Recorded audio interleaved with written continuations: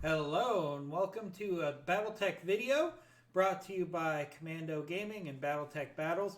What we're going to do today is we're going to highlight, kind of preview some of the things that you're going to see in the Battletech Heavy Metal DLC. So I'm going to assume that you've already played Battletech or you've watched some videos of Battletech or you at least have enough interest in Battletech that you understand the general game mechanics of the game. So I'm gonna try to keep this on a high level basis. I'm not going to tangent away.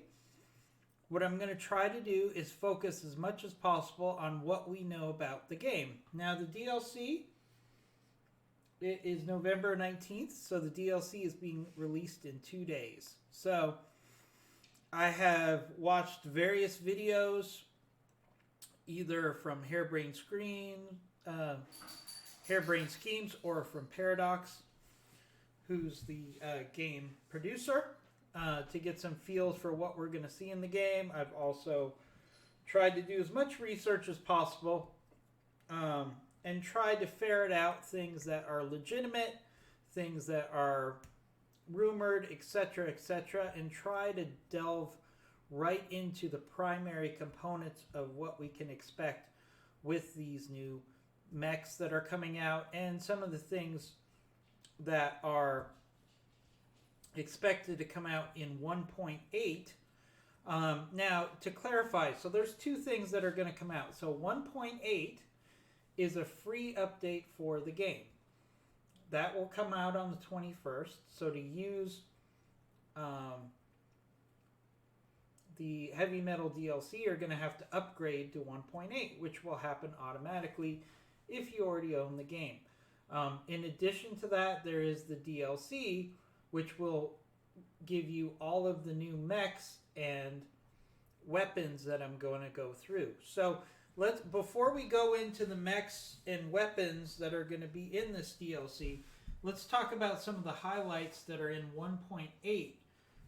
This is fresh off the presses. A video was just released today from Harebrained Schemes, kind of giving us a summary of what to expect in the 1.8 release. So let's go through that real quickly before we go through the DLC. So the 1.8 release will be given to everybody that has Battletech for free. The biggest thing for this, for those of you like me that like to play this game modded, there's going to be mod support added to the game automatically. So basically what that does is it helps modders, and I'm not a modder, so forgive me if you are, but basically they're going to help the modders avoid their mods being broken anytime there's an update in the game. So basically they're going to be providing a file or an update that will go along, will not impact the mods. So basically it'll help the modders either adjust their mods more quickly, or it will cause the mods not to be broken by any updates. So this is really big for those of you that like engage in Rogue Tech and other mods out there. I enjoy the mods quite a bit. And the problem is most of the mods right now that are out are either were broken by mod 1.7, or most of the modders out there are waiting for Heavy Metal to drop so they can then adjust all their mods for that Heavy Metal DLC. So we're kind of at a pause where it comes with mods right now. And what this will do, this mod support will reduce those pauses. So like right now, let's give you an example. So the last time they updated, substantially updated Battletech from 1.5 to 1.6, Rogue Tech, which is the most common mod out there, literally took about 3 months to get back on its feet after that update. And that update included Urban Warfare DLC, just to clarify. So And then once 1.7 came out, fairly soon after that, then the mod was broken again, and then they had to fix it again. And so all these updates of the game should not impact the mods as much as they have in the past. Now we won't know how good this works until the game comes out, obviously, and some modders make some modifications, and we see how quickly they can turn things around as far as updates. So that's very exciting news. The next news is there are going to be 50 new mercenary contracts. So basically, if you've played Battletech a lot, and I've played it for over 2,000 hours now, after a while, you start to know, oh, well, this is the mission where you're going to get reinforcements that are going to come in. They're going to come in from this part of the map. And you kind of know what's going to happen depending on the map and the scenario, probably 90% of the time. So this is going to greatly increase the randomization of the missions. You might think, oh, I've seen this before. Item A is going to happen now. And the next thing you know, item C happens. And you're like, whoa, what happened? Why is that happening? That's because they're increasing the variance in the mission. So this will be great. It'll make regular Battletech much more playable and interesting.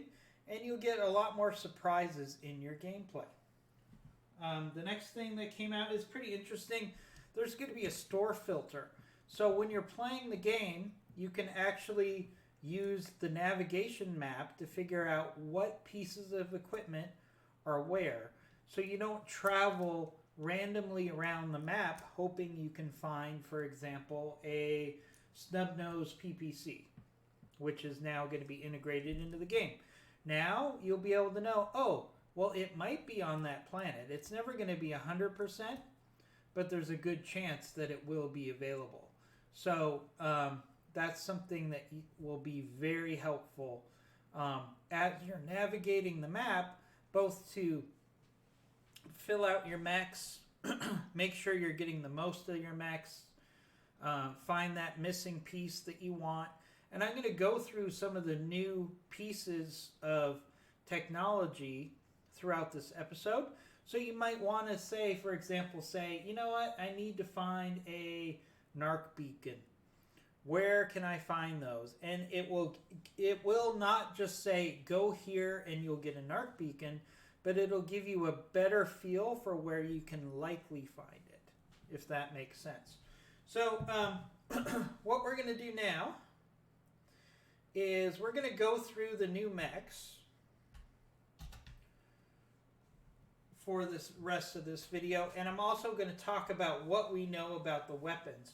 Now, the mechs that I'm going to talk about, Harebrained Schemes just released a video a couple hours ago that explains some of the features of the mech. So I have a lot more feel for what's going to be with the mechs than I do with the weapons, and I'll explain that a little later. So let's jump in. So the first mech that you get is going to be this guy right here. It's going to be the Flea.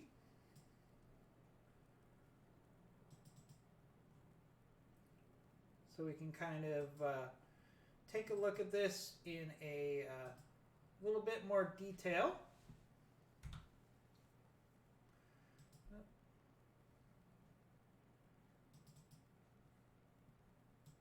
So as you can see on the screen here, the Flea is designed to be as anybody who knows Battletech knows that I'm actually using Mech Warrior Online right now as a reference point for these mechs because I don't have access to them in the game, obviously. So what I'm trying to do here is try to give you a general feel for the mechs. So as you can see, the Flea is a 20-ton mech. It's very light on armor. It's very fast. It's one of the fastest mechs in the game by a fair amount. It's very agile. So if we take that information and put it into the Battletech space, the game, that tells me a few things. So it's going to be highly maneuverable. It's going to have a really high evasion. It's going to have limited weapons because it has the same tonnage as a Locust. So it's probably going to primarily have flamers, machine guns, light lasers, maybe some SRMs, depending on how you kit it out and what the hard points are in the game. And that's going to be it. So an interesting part of this is it's going to have, in Battletech the game, it's going to have a part of the mech called the targeting baffle, which will increase evasion substantially, and it will give you a +1 hit defense. So basically, the flea is going to be a very fast, it's going to be a gnat. It's going to be running around, and if you played Mech Warrior Online, you've seen this with this type of mech. It's going to run around behind you, it's going to shoot you in the legs, it's going to be highly hard to hit it back. And there's a couple ways to combat this, just trying to think ahead. So the number one thing you can do, probably, if you have the ability, is to get a sensor lock. You get a sensor lock on it, it will substantially reduce the evasion, and you're going to be able to hit it. So it's kind of an interesting dynamic here because, generally speaking, you're going to have your sensor locker in a light mech. So it's going to be light mech versus light mech. You're going to want to get a sensor lock on your opponent, take out their light mech in the flea or the locust or whatever, and then avoid doing the same thing with you. So that's kind of the dynamic I see here. It's going to be an interesting starting mech. I would bet $50 that the flea with the heavy metal DLC, you're probably going to start out with a flea most of the time. I think what they're going to try to do is, when you start Battletech, they give you a random set of mechs. But I think with these new mechs that are coming out, they're going to try to greatly increase the chances that you're going to start out the game with a flea. Or you're going to start out the game with a Vulcan, which we're going to talk about later. Or you're going to maybe start out with an assassin, for example. So I think the new mechs are going to be highlighted in the starting mechs. Now, you're not going to start out with an Annihilator just because it's a new mech. That's not going to happen. But I think as far as the starting mechs you get, which are typically below 50 tons, you're going to get a couple of these new mechs in your starting lance. So understanding how to play the flea is probably going to be very important. So I'm going to play it with a high level of evasion. It's going to be running around the field. I'm going to try to get somebody in it who has the ability to do sensor locks. So even if it's just running around scouting, it can still do sensor locks for you. Conversely, you're going to want a pilot on your lance that can sensor lock something like a flea or a locust to make sure that you can hit it. Because this thing, locusts are already hard to hit. This is probably going to be maybe 20 to 30% harder to hit. I'm just throwing a number out there, but that's probably about right given what they're trying to do with these new mechs. So the next mech that we have that's coming out that's new is the Vulcan. That's a 40-ton mech. So let's pull that one up right now. So that's already going to get us into the medium class. So it's going to be the Vulcan 2T, as you can see right here on your screen. So this is mainly designed to be an anti-infantry mech. To be honest, I'm not very excited about this mech. I've played it in Rogue Tech, and I figure it's going to be pretty close to that in Battletech. The speed is pretty good. The armor is not going to be that great, and the firepower is not going to be great. So in the example I saw for Harebrained Schemes, it was armed with an AC-2 and lasers, and that's it. So it's not going to be a high-powered mech. Now there are a couple buffs that are going to make it interesting. Um, in the game, apparently there's going to be a close quarters combat suite, which gives you a plus 10 melee hit defense. So theoretically, this thing is designed to get in close and do damage close, but if your opponent tries to melee it, they're not going to be able to hit it. So it has a really high evasion, but only with respect to melee. There's also a slight increase in weapons range. Maybe that's why it's armed with the AC2. So theoretically, it can have kind of a sniper role as you close on the enemy and then try to do damage close. I don't really see it as an interesting mech to me. I might be wrong once I play it. But I'll be a little disappointed if this becomes one of my starting mechs, to be honest with you. Because there's other mechs in the 40-ton range that I would rather have. So, not that the 40-ton range is very powerful, but there's other options in that tonnage that I think I would be more interested in having. Next up, as far as the new mechs in the game, is the Assassin. So let's take a look at the Assassin. So we're going to have the Assassin 21. Now, it does have a great look to it, as you can see. The armor is about the same as the Vulcan, as you would expect because of the tonnage. The speed is really high. In some cases, it's going to be higher than a light mech. So the Assassin is designed to hunt down light mechs. So remember how we talked about the Flea before, and one of the strategies could be, well, we're going to get a sensor lock on it. The other way to deal with that is to have an Assassin, because the Assassin, built in, is going to have an intercept system which reduces the evasion of any target. Now, conversely, it's not going to have a lot of firepower on it just because of its size, and the fact that this intercept system takes up a lot of the tonnage. So it's kind of a catch-22, right? So it's going to be more accurate, but it's going to have less firepower. So the Assassin, again, is primarily designed to hunt down those light mechs, your Locust, your Flea, maybe your Jenners, your Commandos. All those light mechs are going to be in a situation where they're going to see a lot of... They're going to be at high threat when it comes to these particular mechs. Because, again, the Assassin has some really high targeting ability when it comes to light mechs, because it reduces that evasion.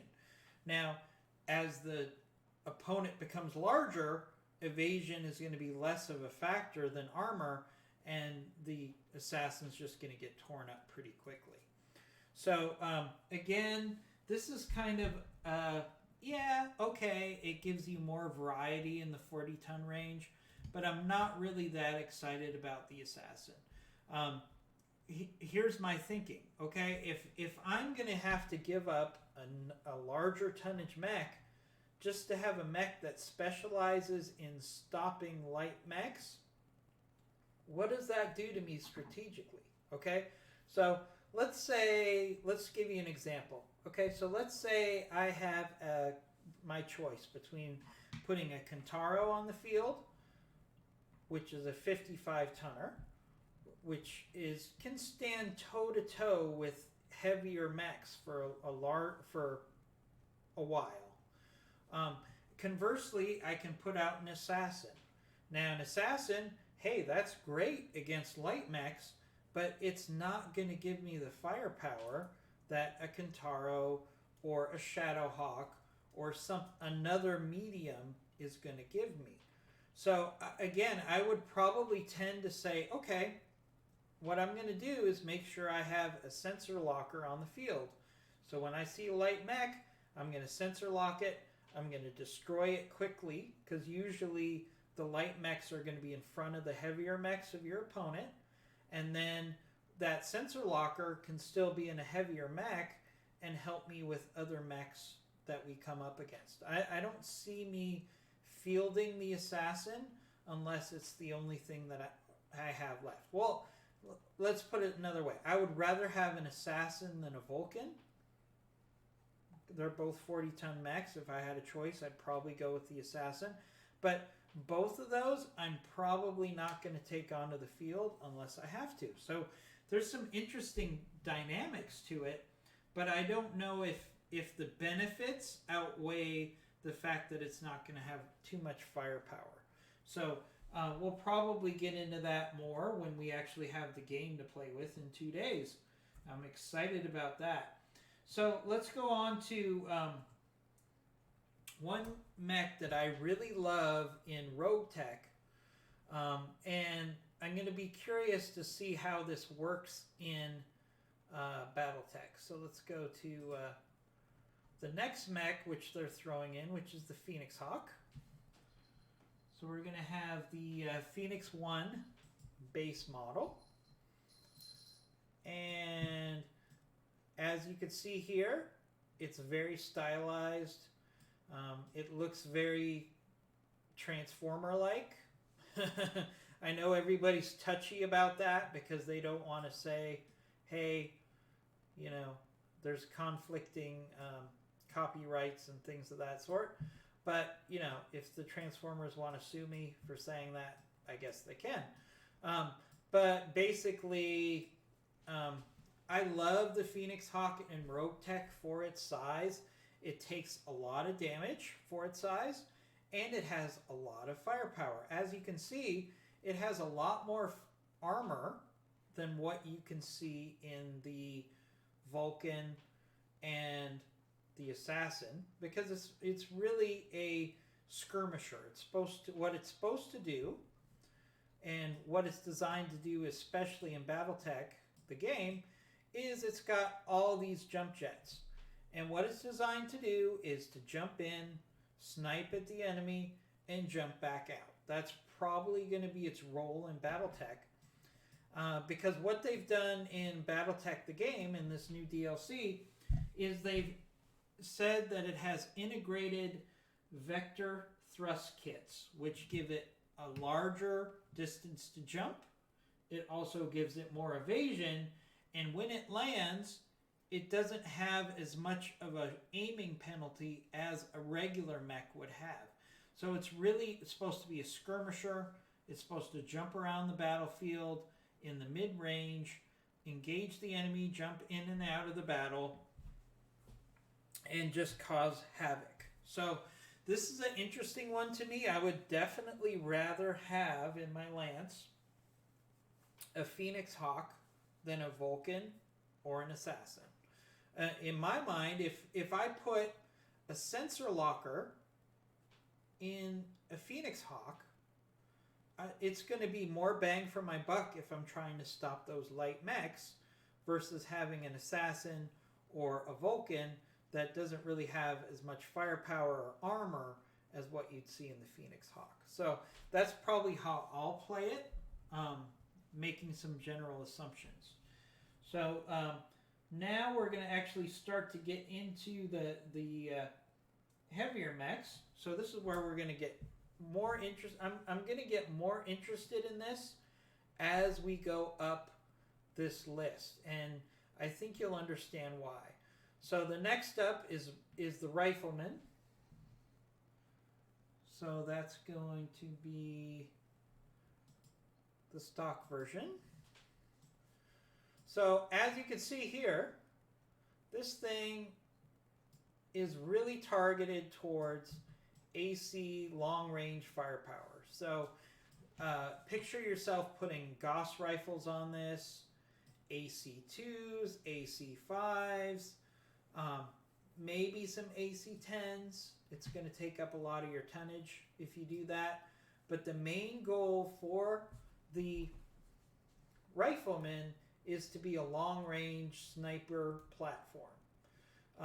If you look at the armor here, even though it's 620 tons heavier, it doesn't have that as much armor as a Phoenix Hawk. It's also very slow. It has about 2/3 of the speed of a Phoenix Hawk. So basically, what you're doing with this thing is you're going to keep it at a distance, use it as a sniping platform, fire support. You're not going to want to get in close to the enemy with this thing because it's slow, and the armor is pretty thin. So it's going to be a very interesting sniping platform. I'm excited about trying this thing out. Sniping is really not a big part of my game in Battletech because I find that the sniping weapons don't give you as much bang for a buck. But there's definitely a place for this mech in a lance. Now, as far as special equipment for the rifleman, it has what's called a rangefinder suite, which increases your view by 100 meters, and it has a -2 recoil range penalty. So what that means is typically with an AC weapon, you're going to have a recoil penalty.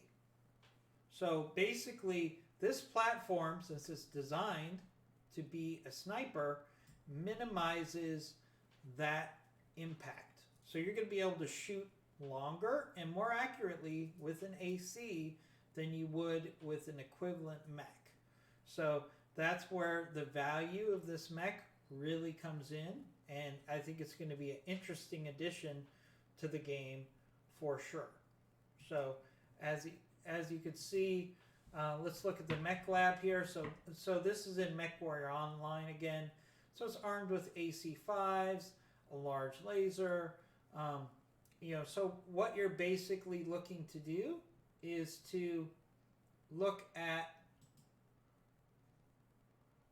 what you're going to do with those weapon suites to be a long-term option, long-range option for your lances. So in the 60-ton range, I like this because it actually gives you a lot of more bang for your buck. So traditionally in the 60-ton range, you've got a quick draw, you've got Wolverine. Wolverine's 55, but close enough. You've got the Kentaro, that's also 55 tons. And this mech is going to give you a lot of firepower in the 60-ton range. It's just going to be a mech that you have to protect. So it's very similar to how I would play a Jagger mech, which is 65 tons. So a Jagger mech gives you a lot of firepower. I hate to fight them in the game because they're always a headache. But the armor is super thin. So you're probably going to have the same thing with the Rifleman, same play style as what you have with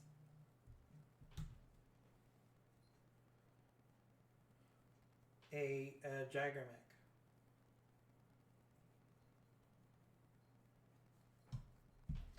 So there you go. So that's what you have on the Rifleman. So I'm excited about this edition of the mechs that we've talked about before. I'm definitely more interested in this one than some of the other mechs that we've already talked about. Not now, to be clear, just because I'm saying I'm not excited about a mech doesn't mean I don't think it's great that it's in the game, because it gives you more diversity.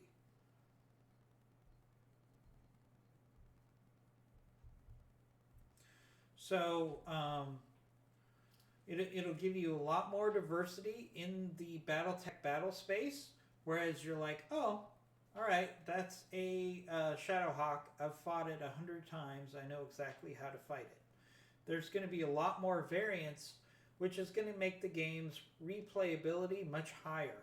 So even though I'm not like, ooh, I got to get an Annihilator, I think it's pretty cool that there are going to be Annihilators, because let's say I have a flea in my lance. Now I have to figure out, there's an Annihilator there. How am I going to keep my flea away from that Annihilator? Or or not Annihilator, Assassin. So there's going to be a lot more strategy involved, and it's going to be very similar to BattleTech, Rogue Tech, because Rogue Tech has a lot more mechs in it, so it's going to be more similar to that environment. So I'm very excited about that. So the next mech that we have up that we should talk about is a 70 tonner. It is the Archer. So we're going to have the default version of the Archer, as you can see right here. Now, in the game, and it'll be cool to see if they have this in the effects for this Archer, these panels will pop up, and that's how the missiles will be released. So it would be really cool if they have an animation of that in the game. So I'm excited to see about that. So it's a 70-ton mech. The armor is substantially higher than what we saw in the Rifleman, and it's equivalent to other 70-ton mechs that you would see in the game. A Grasshopper, more armor than a Jagger mech, not as much as a Marauder, which we're going to talk about next. But all in all, this is going to be a solid mech. I'm excited about seeing it. So basically what this mech is think about it and you want to play it like a Catapult Plus. So it's going to be larger than a Catapult, but the way you play it is going to be very similar in my mind. It's a support mech that's going to shoot a whole lot of missiles, and you're going to want to keep it from getting too close to the enemy, because while the Archer is not as squishy as a Catapult, it's still going to be a mech that you don't want to get a lot of damage to. So this is definitely going to be a support mech that you want to bring in. Now, as far as the buffs for the game, for the Archer, it's going to have what's called a Missilery Suite, which will magnify the missile aspects of the game. So there's going to be a bonus for your LRM clustering. So when you shoot missiles, LRMs, you're going to have a higher hit percentage, and they're more likely to go to the section of the mech that you're targeting if you're doing a targeted strike. In addition to that, there's 75% increase in stability damage for SRMs. That's kind of interesting to me. I'm going to have to experiment with that, because while I'm excited about the fact that the SRMs are 75% more effective when it comes to stability, I don't know how much I want to take a Archer, which is going to be a little on the fragile side, that close within SRM range of the enemy. I'm probably going to be more inclined to just put as many LRMs on this thing as I can and try to keep it in the back, providing missile support. So that's probably my initial thoughts on this. I don't know how much I'm going to take it in close to SRM range. I'll probably do some experimenting with this when the game is released. But I don't know if taking your support mechs and moving them into SRM range is going to be a good strategy. So let's that's just my take on that. So let's look at it in the mech lab here, just to give you a feel. So in the mech lab, you can see it has an LRM-20 and 2 medium lasers, or 4 medium lasers. So, and a fair amount of ammo. So I'm expecting we'll see that in the game. So LRM-40 in regular Battletech is going to be a pretty sizable amount of stability damage, even if you're not using that SRM range buff. So I'm really interested in seeing what's going to happen with this mech. Even though it looks, if you look at this mech, you think, oh, that looks like a mech that you just want to go in and melee, because it's got some good arms It looks like it's more armored than it actually is, but this is not a mech that you want to go in and play boxing with, in my opinion. So next mech I want to talk about is the Marauder. It's very popular in regular Battletech, or in MechWarrior Online, and historically in Battletech, it's been a very popular model. So as you can see, has a very long profile. It is a non-humanoid mech. It's not designed to look like a human, like many of the mechs, because this is kind of a second generation mech. So 75 tons. The armor is actually slightly less than what you get with the Archer. Kind of interesting there. And that's assuming that they follow MechWarrior Online stats. I haven't seen the stats in the game yet because we don't have it. So this is basically designed. Let's go into the Mech Lab here and see what it has. So it has a PPC. It's got medium lasers. It also has an AC5, as you can see. If we go back to the picture, there's a very prominent AC5 up here. And this mech is going to be very interesting to me because it's going to provide a lot of firepower for its weight at 75 tons. But more interesting, in the game, and I'm still waiting to hear more details about this because the Harebrained Schemes video didn't spend a lot of time on the Marauder. But it's, from what I hear, it's supposed to have a lance defense buff. So from what I hear from various sources is when you have a Marauder in your lance, it's going to cause every mech in your lance to get 20% less damage. So not only does it have decent firepower, but it also gives everybody in your lance much more survivability. So I think that's a real interesting component. I'm very excited about getting my hands on one of these in the game. I don't know if I would deck it out with PPCs because for their tonnage, I'm not a big fan of PPCs. But we could use some snub-nose PPCs on this. That would be interesting. We could use a whole bunch of medium lasers. It'll be interesting to see what we can do with this thing in the Mech Lab for Battletech. So very excited about that one. Then we've got two more mechs to go over really quick. Very excited. We're very excited to see the Annihilator come into the game. So let me make sure I get the correct version. There we go. So we're going to have the Annihilator.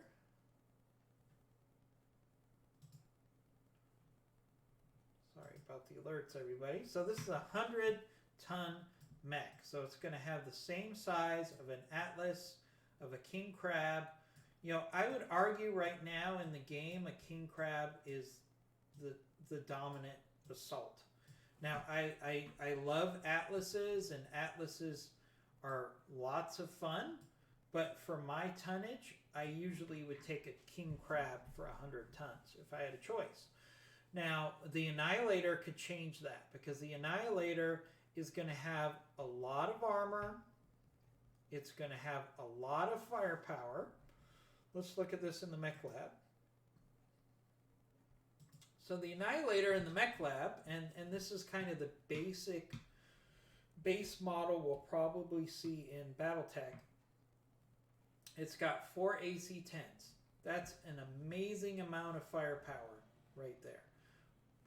Plus it's got some medium lasers. So this thing is going to do a lot of damage on the battlefield. This is definitely going to be a mech where you might want to have, for example, just thinking out loud. Okay, so let's say an Annihilator shows up on the field. You might want to say, you know what? I'm going to have my riflemen snipe at that thing at long range for a while before we engage it. Or maybe I'm going to take my archer and I'm going to slam it with missiles and try to knock it down. So those are the strategies you're going to take. You're not going to want to go head to head against this thing unless you have another assault. So there's going to be a lot of gamesmanship here. Now on the other side of the spectrum, the Annihilator is going to be very slow. 32.4 miles per hour. It's going to be the slowest mech on the field. It kind of reminds me of the Atlas. The Atlas is also very slow. I can bring that up really quickly in comparison. So the Atlas is faster than the Annihilator, just to give you some comparison. So, and that's significant because there are times where I've played Battletech and the Annihilator takes so long to get on the field that I'm like, oh, I've already won the match before an Atlas can get into the battle. So you might see that with this Annihilator. It's designed to be a siege tower, unstoppable, unmovable Colossus. But it's not going to be a fast mech, let me tell you that. So the Annihilator is going to have what's called a BSC system, which increases the ballistic damage done by its weapons by 20%, pretty significant. And it gives you plus 40 max stability. So it's going to be really hard to knock this thing down. So in retrospect, you might be better off using a rifleman to kind of whittle it down at long range versus using an archer, because it's going to be very hard to knock this thing down. And it's going to be very slow, as we said. Now, the next mech that we have in the release, I can't show it to you because I don't have the game yet, and it's not something that can be found in any other game. And that is the Bull Shark, which is a 95-ton mech, an assault. It's designed to be a heavy-duty weapon support platform. So it's going to have a unique cannon called the Thumper Cannon on it. It's going to have 2 uses per match. And basically what it does is provide significant area effect firepower on a specific territory. So it's an artillery piece. Now, in addition to that, it does have other weapons, of course, but it's going to be the type of mech that you probably want to use in the rear for fire support.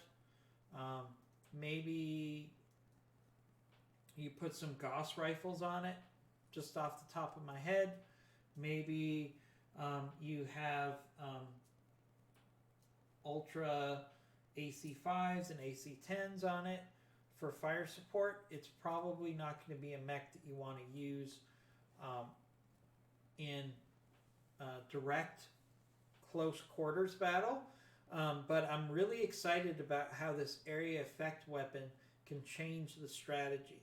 Because basically you're going to be able to destroy anything within a certain area twice in a match.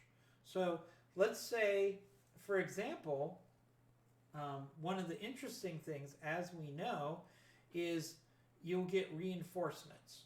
So I could see a situation where with reinforcements, they tell you where they're coming from, whether they're flying in on a Leopard or they're coming in on drop ships. You know a turn ahead of time where the reinforcements are going to land. So what if when those reinforcements land and they're most vulnerable, you drop a artillery strike right on their formation as they're getting off the Leopard? That would probably put you in a situation where you can really do a lot of damage to the enemy before they can even hit you. So I think that would be kind of an interesting way to use this Thumper Cannon as a way to proactively attack reinforcements. Because what inevitably happens in Battletech is you'll be in the middle of fighting one lance and another one will come. And maybe another one will come.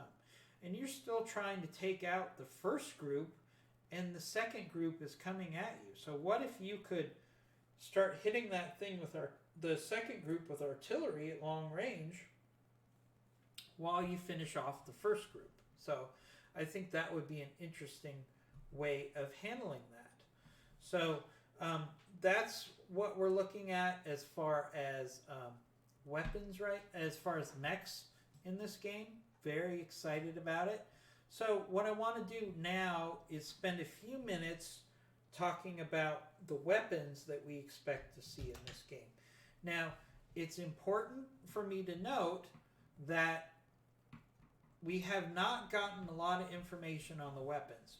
So I'm going to spend a couple minutes talking about the weapons. I'll probably have to do a follow-up video when the game comes out to give you a better explanation of some of these weapons. Now, some of the weapons are canon, and they're in other Battletech games, so I can speak on that. So let's go through some of the weapons that are going to be in this new release as much as I can, and then we could follow up on that in gameplay videos and tell you more about them. So the first weapons group that are brand new, and this is going to be brand new for Battletech as well, is something called coil. So there's going to be a coil small, a coil medium, and a coil large. Now, as it was explained to me, the farther the mech moves, the more powerful the shot from a coil laser is going to be, because it's using the mechanical force of moving to power the weapon. Now, I'm kind of curious if that's going to impact heat.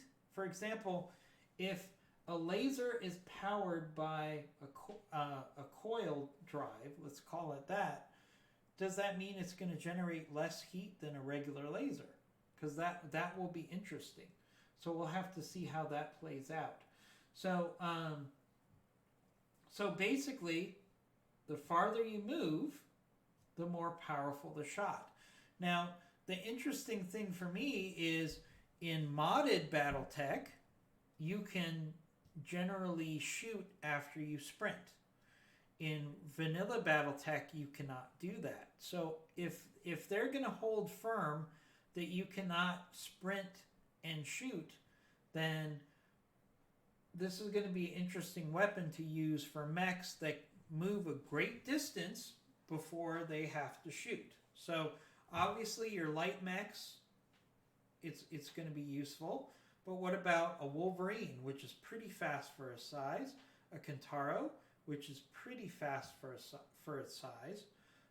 Those are mechs that would probably be interesting to use this coil system on.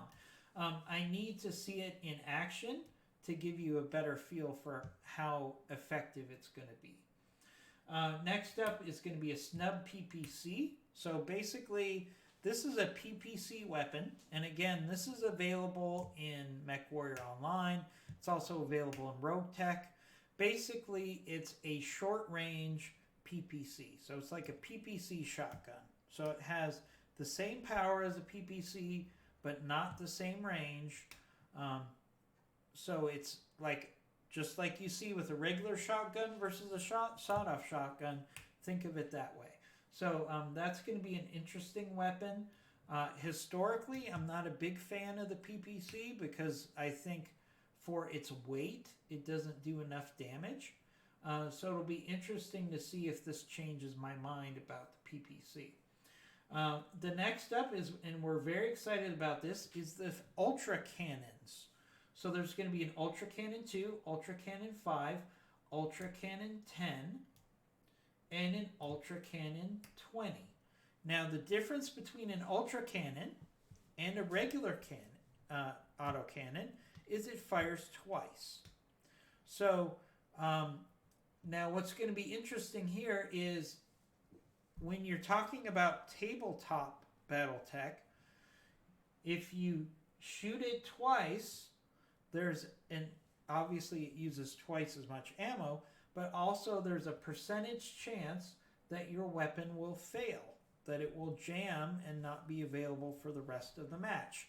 So the question is, will there be an increased jam risk with these ultra cannons, or will they simply just fire twice? So that's going to be an interesting suite of weapons for us to see. Next up are the LBX suite of weapons. There's going to be the LBX2, the LBX5, the LBX10, and the LBX20. Basically, these are shotgun versions of the ACs. So where an AC shoots a solid shell, a LBX weapon shoots pellets, shotgun pellets. So it's going to be an area effect weapon. It's going to be a close quarters weapon. It's not going to be a long range weapon, in my opinion. We'll have to see how that works out when we actually play them on the field. That's going to be very interesting to see how that plays up. Then we're going to have a tag, which is basically helps with sensor lock for your mech and for the rest of your lance. There's a narc beacon, which is basically a missile that is launched onto an enemy, and when it attaches to the enemy, it's kind of like a spider tracer. So it increases your ability to target that mech for a number of turns. Normally it's 3 turns. So we'll see if that's the case here. Also available is going to be a mortar. We've seen mortars in Robotech. Take that out. We can't have Robotech mentioned in this video. That would be a no-no. We've seen it in Rogue Tech, where basically mortars can shoot indirectly against an enemy. So if an enemy is on the other side of a hill, or they're on, let's say they're on a cliff, something like that, and you don't have direct line of sight, you can still shoot at the enemy. I like to think of them as SRMs that can be shot indirectly at the enemy. I'm not a big fan of them in Rogue Tech. I didn't really see it as a difference maker, so we'll see if it's more interesting in this game. So that's a really quick summary, only 53 minutes, of what we expect to see so far in the DLC Heavy Metal for Battletech. So we're obviously going to be spending a lot of time playing this game when it comes out in 2 days. There's going to be lots of gameplay videos on our channels. So please subscribe to Commando Gaming or Battletech Battles, and we'll have all the feedback and gameplay that you can handle for the Battletech DLC. We're very excited about it, and the next time you see a video on our channels, it's probably going to be gameplay for Heavy Metal. So again, subscribe and like this video, and hopefully we'll see you again soon here on Commando Gaming and Battletech Battles. We'll see you soon.